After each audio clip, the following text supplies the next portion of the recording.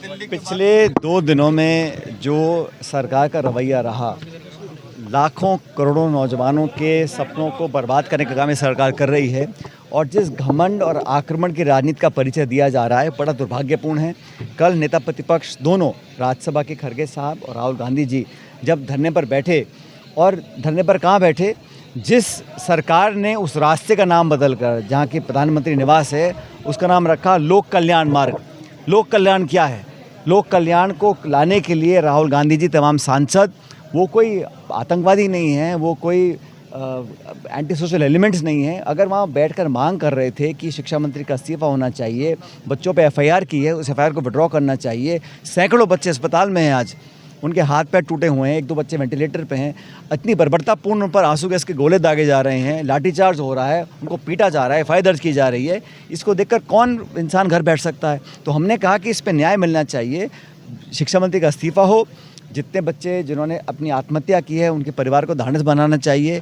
भविष्य के लिए सरकार क्या खाका तैयार करेगी? जो व्यवस्था है पूरी चरमरा गई है देश में, और बच्चों का जो विश्वास है पूरे हमारे सिस्टम के अंदर, वो कोलैप्स कर रहा है। इसको देखकर भी कुछ नहीं करे। और ऐसी क्या खास बात है, एक मंत्री के विभाग को लेके इतनी जिद है, इतना अड़ियल रवैया देख रहा हूँ मैं, यह अलोकतांत्रिक है। जिस तरह प्रियंका जी को, राहुल जी को घसीटा गया सड़कों के ऊपर, मतलब जो व्यवहार किया पुलिस ने, ये दमन का परिचय है। इसके खिलाफ पूरे देश में आक्रोश है, और ये बात सिर्फ एक पार्टी की नहीं है, पूरे देश के तमाम नौजवान, समूचा विपक्ष चाहता है कि सरकार अपना रवैया छोड़े, जिद छोड़े, ये अहंकार छोड़े और न्याय लोगों को दिलाए। हम युवाओं के लिए संघर्ष कर रहे हैं। आज पूरे देश में हम लोग इस बात को लेकर जाएंगे, और ख़ासकर जो विपक्ष की आवाज़ को दबाने का काम सरकार कर रही है, ये आज से पहले नहीं हुआ। पहले नेता प्रतिपक्ष होते थे, संवाद होता था, चर्चा होती थी, लेकिन उठाना, घसीटना, बसों में डालना, थाने में बंद कर देना, घंटों में बंद रखना, ये जो रवैया सरकार का है, इसका जवाब जनता देगी उनको। बीजेपी हमलावर है कि जो परंपरा है वो बड़ी खतरनाक है। प्रधानमंत्री आवास के सामने जो धरना देना, भूख हड़ताल करना, मांगों को रखना, ये संविधान ने हमको अधिकार दिया है। इसको छीनने का काम आप करेंगे? आप चाहे जिसको जेल में डाल देते हैं, चाहे किसी पे केस कर देते हैं, सब जवाब देने को आप तैयार नहीं हैं। अकाउंटेबिलिटी आपकी है नहीं, जवाबदेही आपकी है नहीं। किस प्रकार की सरकार चल रही है? और इसमें राजनीति की बात नहीं है, अभी कोई चुनाव नहीं है। हम तो चाहते हैं कि युवाओं के प्रति जो सरकार का रुख है, उसको बदलना पड़ेगा। ये 12 साल सत्ता में रहने के बाद उनको लग रहा है कि जनता की कोई अहमियत नहीं है। गरीब हो, नौजवान हो, किसान धरना देने आए दिल्ली के अंदर सैकड़ों की संख्या में, वो परेशान है, नौजवान परेशान है। तो ये बहुत माहौल गलत है, और मुझे लग रहा है कि आज इसमें राजनीति को परे छोड़ दें, तो चाहे किसी जाति बिरादरी का हो, ग्रामीण क्षेत्र का हो, शहरी क्षेत्र का हो, हर नौजवान को लगता है कि उन्हें ठगा जा रहा है। और ये पूरा माफिया जो है, ये ट्यूशन माफिया, ये कोचिंग माफिया, खरबों रुपए देश के लोगों की जेब के जा रहे हैं, और स्कूलों कॉलेजों के अंदर नौकरी नहीं मिल रही है। जो एग्ज़ाम होता है वो लीक होता है, पेपर कैंसिल होता है, तो किसको जाके रोएं? जो बच्चे वहाँ पे आए थे दिल्ली प्रदर्शन करने के लिए, वो क्या जुल्म उन्होंने किया था?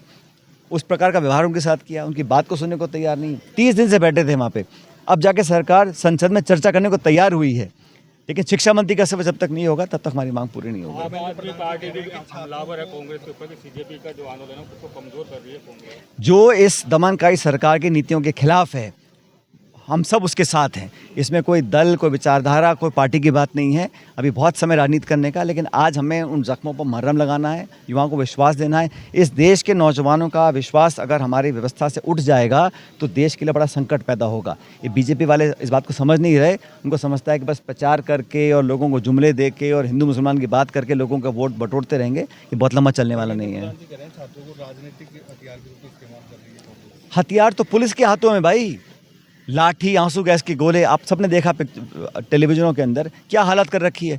देश की राजधानी में नाक के नीचे प्रधानमंत्री के इस प्रकार बच्चों को, छात्रों को, निर्दोष लोगों को, लड़कियों को जो व्यवहार किया गया, ये है हथियार। तो इसको छोड़ देना चाहिए और अपना घमंड छोड़कर वास्तविकता पर, ज़मीन पर सरकार को उतरना पड़ेगा। सर, एक सवाल और, ने कहा कि राहुल गांधी को मानसून है वहाँ जाना चाहिए था, प्रधानमंत्री के आवास नहीं जाना चाहिए, कि प्रधानमंत्री इस देश के किसी और देश के हैं।